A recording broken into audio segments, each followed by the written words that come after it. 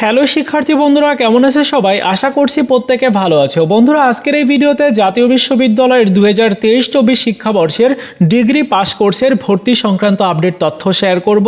আবেদন কবে থেকে শুরু হবে, আবেদন করার জন্য কেমন জিপিএ যোগ্যতা লাগবে, এই নিয়ে বিস্তারিত আলোচনা করব। তাই সম্পূর্ণ ভিডিওটি দেখা প্রত্যেকের জন্য গুরুত্বপূর্ণ। আর ভর্তি সংক্রান্ত সকল আপডেট তথ্য পেতে এই চ্যানেলটিকেও সাবস্ক্রাইব করে রাখবে। চলো শুরু করা যাক। শুরুতে যে আপডেট পেয়েছি সেই আপডেট সম্পর্কে জানাই। জাতীয় বিশ্ববিদ্যালয়ের ভর্তি সংশ্লিষ্ট এক কর্মকর্তা জানিয়েছেন যে আগামী জুন মাসের মাঝামাঝিতে অথবা জুন মাসের শেষের দিকে তোমাদের ডিগ্রি পাস কোর্সের ভর্তির আবেদন শুরু হবে এবং আবেদনের করার যে যোগ্যতা রয়েছে গত শিক্ষাবর্ষে যেরকমটা ছিল ওই রকমটাই থাকার সম্ভাবনা রয়েছে, তবে কিছুটা পরিবর্তন হবে। কোথায় পরিবর্তনটা হবে আমি তোমাদেরকে দেখিয়ে দিচ্ছি। গত শিক্ষাবর্ষের যে ভর্তির সার্কুলারটা ছিল, তো গত বছর অর্থাৎ 2022-23 শিক্ষাবর্ষের আবেদন করার ন্যূনতম যোগ্যতা যদি দেখি তাহলে দেখতে পাচ্ছি যে এসএসসিতে যাদের জিপিএ 2.0 ছিল চতুর্থ বিষয় সহ তারা আবেদন করতে পেরেছিল এবং এইচএসসিতেও 2.0 থাকলে আবেদন করতে পেরেছিল। আর পাশের সনের যে যোগ্যতা ছিল এই শিক্ষাবর্ষে সেটি কিন্তু থাকবে না, পাশের সনের যোগ্যতার পরিবর্তন হবে।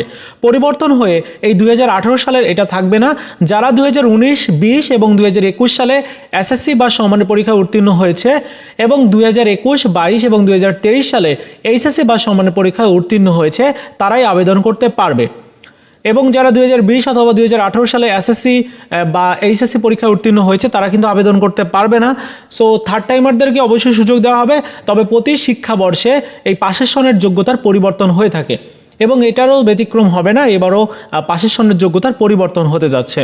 সো এই হচ্ছে গুরুত্বপূর্ণ আপডেট তথ্য, এটাই জানানো হয়েছে। তো সর্বশেষ বিষয় হচ্ছে যে আগামী জুন মাসের মাঝামাঝিতে অথবা শেষের দিকে তোমাদের ডিগ্রি পাস কোর্সের ভর্তির আবেদন শুরু হয়ে যাবে।